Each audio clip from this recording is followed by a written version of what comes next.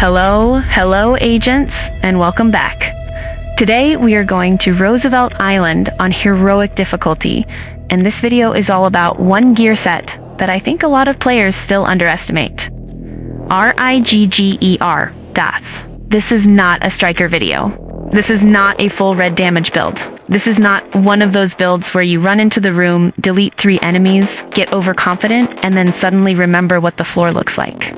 This is a skill build showcase. 4 pieces of rigger, waveform exotic holster, grease knee pads, test subject, and capacitor. And the idea is very simple. I am not trying to personally win every gunfight. I am bringing tools. The turret, the drone, the weapon talents, the rigger bonuses, the waveform damage rotation, and the constant pressure from skills. That is the beauty of rigger. It lets you play the Division 2 in a completely different rhythm. You are not just shooting. You are managing the fight. You are placing skills. You are redirecting pressure. You are letting the enemy deal with problems from multiple angles. And on Heroic Roosevelt Island, that matters. Because this stronghold has open areas, enemy waves, rushers, fire, awkward angles, and moments where the game looks at you and says, would you like 10 enemies at once, or would you like 11? So instead of walking in with only a gun and confidence, this build walks in with a drone, a turret, and a plan. Now, let's talk about why rigger is so useful. Rigger is built around deployed skills. That means skills like assault turret and striker drone are perfect for this type of setup. The set rewards you for interacting with your skills, keeping them active, moving them, targeting enemies, and using them intelligently. It is not a lazy build in the sense that you do nothing, but it is a calm build. There is a big difference.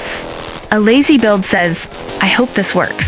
A rigger build says, I already sent the drone, the turret is watching the door, and I'm drinking coffee behind cover. Now, with 4 pieces of rigger, the goal is to keep your skills working as much as possible. If you're using the rigger backpack, the cooldown reset becomes one of the best comfort features of the build. You can cancel your skills and bring them back quickly, instead of waiting around like your turret submitted a leave request. That is huge in a long stronghold like Roosevelt Island. Because sometimes your turret is in the wrong place. Sometimes the fight moves. Sometimes the enemy hides behind a truck and your turret starts staring at a wall like it is thinking about life choices. With rigger, you can reposition, you can cancel, you can redeploy, you can keep pressure moving with the mission. That is why this build feels so comfortable in longer content. Now, Waveform is doing exactly what we want in this build. Because I am using 2 damage skills, Waveform keeps cycling skill damage between them. One skill gets stronger, then the other skill gets stronger, and the pressure keeps rotating. The drone gets its moment, the turret gets its moment, and the enemies get no moment. That is the plan. Waveform is perfect for this style because the build already wants long fights with constant uptime. And Roosevelt Island gives us plenty of long fights. This mission is not a quick hallway test, this is a proper stronghold. There are enough enemy waves here to really see whether a skill build has control or whether it only looked good in the shooting range. Now, let's talk about the weapons. The first weapon is test subject. Test subject is excellent for this style because of perfectly in sync. When I shoot enemies, my skill damage can go up. When my skills damage enemies, my weapon damage can go up. So the gun and the skills are not working separately. They're working together. That is why test subject feels so natural on a skill build. You shoot a little, the skills shoot a lot, and suddenly everything is helping everything else. It is like teamwork, except my teammates are machines and they do not complain about my positioning. Then we have Capacitor. Capacitor is one of the best weapons for skill builds because shooting enemies builds stacks that increase skill damage. And skill tier builds also get more weapon value from it. So with Capacitor, I am not just shooting because I have nothing else to do. I'm shooting because every hit supports the build. Every stack matters. Every bit of pressure helps the turret and drone hit harder. This is why Capacitor is such a good match with rigger and waveform. The build becomes a loop. Deploy skills, shoot enemies. Build capacitor stacks. Let Waveform boost the skills. Use Rigor to keep uptime. Reposition when needed. Repeat until Roosevelt Island regrets inviting you. Now, when you watch this gameplay, notice one important thing. I am not playing like a full red DPS build. I am not face-tanking enemies. I am not sprinting into the middle of every room. This build works best when you play smart. Start from cover. Place the turret where it can see the room. Send the drone to pressure enemies who are hiding or flanking. Shoot enough to keep weapon talents and capacitor stacks active. And then let the skills do what they are built to do. The turret is your anchor. The drone is your hunter. You are the manager. And honestly, sometimes being the manager is better than being the employee getting shot at. At the start of Roosevelt Island, the build immediately shows why Rigor is so comfortable. Enemies start spreading out, but the drone can chase them.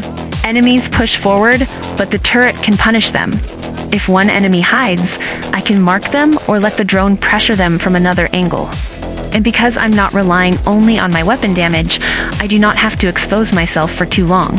That is a big deal on Heroic. The longer you stand in the open, the more the game starts calculating how embarrassing your death should be. So the build lets me play with patience. Cover first, skill second, weapon pressure third. That is the rhythm. As we move deeper into the mission, Roosevelt Island starts throwing more enemies, wider angles, and more chaotic fights. This is where a normal build can start to feel uncomfortable. But with Rigor, the answer is simple. If the fight moves, the skills move. If the turret is no longer useful, cancel it and redeploy. If the drone gets too far away or the wave changes direction, bring it back and send it again. This is what I love about Rigor. It gives you control over the battlefield. It is not just damage. It is control. And in heroic content, control is sometimes more important than raw damage. Because if you can control enemy movement, control enemy aggression, and control where the pressure is coming from, you make the whole mission easier. You do not need to win every fight instantly. You just need to win every fight safely. That is the Rigor playstyle. Now, is Rigor the highest damage skill build in the game? Probably not. A perfect high-end yellow skill build with Empress, Hannah U, Wyvern, Kinetic Momentum, and combined arms can hit very hard. But that is not the point of this video. This video is about how good Rigor feels in real gameplay. Because sometimes the best build is not the one with the biggest number on a spreadsheet. Sometimes the best build is the one that lets you clear a full heroic stronghold without stress, without panic, and without feeling like every room is a tax audit. And Rigor does that very well. It is comfortable. It is forgiving. It is consistent. It lets you reset and reposition. And it lets your skills stay active through long fights. That is why I think this gear set deserves more respect. One of the best things about this build is that it is great for players who are returning to the Division 2 or players who want a safer heroic setup. If you are rusty, this build gives you breathing room. If you do not know every spawn point, the drone and turret give you time to react. If enemies rush, your skills can slow the pressure. If the fight gets messy, you can fall back and let the machines keep working. And if you are playing solo, that matters even more, because in solo heroic, there is no teammate coming to save you. There is no one saying, "Don't worry, I've got you." It is just you, your build, and that one enemy who somehow throws grenades like they trained for the Olympics. That is where Rigor shines. It gives solo players comfort. It gives you time. It gives you options. And most importantly, it gives you constant pressure without forcing you to stand in danger every second. Now, as we continue through Roosevelt Island, you can see how important turret placement is. Do not just throw the turret anywhere. A bad turret placement is like hiring a security guard and facing him toward a wall. Put the turret high when possible. Put it where it can see enemy movement. Use it to cover lanes. Use it to punish rushers. Use it to control the middle of the fight. The drone is different. The drone is more aggressive. Send it to enemies hiding behind cover. Send it to snipers. Send it to annoying enemies who do not want to come out. The drone is basically the build's way of saying, you can hide from me, but you cannot hide from this angry flying machine. That combination is what makes the build feel so strong. The turret holds space. The drone creates pressure. You stay alive and support both. And when Capacitor or Test Subject are active, the whole build becomes much more dangerous. Now, one thing I want to make clear. Do not fall asleep while using this build. Rigor is comfortable, but you still need to pay attention. Heroic enemies can still hit hard. Rushers can still ruin your day. Fire can still force you out of cover. And Roosevelt Island has enough chaos to punish lazy movement. So, even though the build lets your skills do a lot of work, you still need to manage the fight. Watch your flanks. Watch your skill cooldowns. Watch where your drone is going. Watch whether the turret still has line of sight. And watch your own positioning. If you do those things, rigor becomes very smooth. If you ignore all of those things, even the best skill build becomes a spectator build, because you will be watching from the floor. As we reach the later parts of the stronghold, this build becomes even more valuable. Long missions can drain your focus. With a full red build, every mistake can feel expensive. But with rigor, the pressure is more balanced. The skills are constantly working. The drone keeps enemies busy. The turret keeps damage moving. And I can focus on staying alive, choosing targets, and keeping the battlefield under control. That is why I like this setup for strongholds. It is not just a mission build. It is a full run build.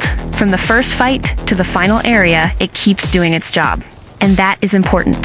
Some builds are amazing for short fights, but start to feel awkward in long missions. Rigor is the opposite. The longer the mission goes, the more you appreciate the comfort, the reset, the uptime, the ability to move your skills with the fight. The fact that you are never completely alone. Even when the mission gets messy, you always have something applying pressure. Now, for the final area, the same rules apply. Do not rush. Use the turret to hold space. Use the drone to pressure priority targets. Keep shooting with Capacitor or Test Subject when it is safe. And do not be afraid to reposition. That is the biggest mistake people make with skill builds. They deploy skills once and then act like the fight must happen around that location forever. No. Move them. Cancel them. Redeploy them. Make the skills follow the fight. That is where rigor becomes special. It gives you the freedom to adjust. And in a stronghold like Roosevelt Island, adjustment is everything. So my final verdict on this build is simple. Rigor is amazing for heroic PvE if you want a calm, controlled, skill-based playstyle. It may not be the fastest build in the game. It may not be the highest damage build on paper, but it is one of the most comfortable ways to clear difficult content, especially if you enjoy turret and drone gameplay. 4 pieces of rigor give the build its identity. Waveform adds constant skill damage rotation. Grease Kneepads complete the setup and add your personal flavor to the build. Test Subject gives easy synergy between weapon and skill damage. Capacitor gives strong scaling for a skill tier setup. And together, they create a build that can handle a full heroic Roosevelt Island run from start to finish. This is why I wanted to showcase the whole stronghold. Not just a few short clips. Not just one good room. The full mission. Because a build can look good for 30 seconds. But when it performs through the entire stronghold, that tells you something. And this rigor build performed. If you are bored of pure DPS, or if you want something safer for heroic missions, or if you just want to let your turret and drone bully enemies while you supervise from cover, give rigor a try. It is simple. It is effective. It is comfortable. And sometimes in the Division 2, comfortable is exactly what you need. If you enjoyed this full Roosevelt Island heroic rigor showcase, drop a like, subscribe to the channel, and let me know what skill build you want me to test next. Should I compare rigor with a full yellow Empress skill build? Should I try rigor in Legendary? Or should I build a completely different skill setup? Let me know in the comments. Until next time, agents, keep your turret high, keep your drone angry, and remember, if the enemies are shooting your skills, they are not shooting you.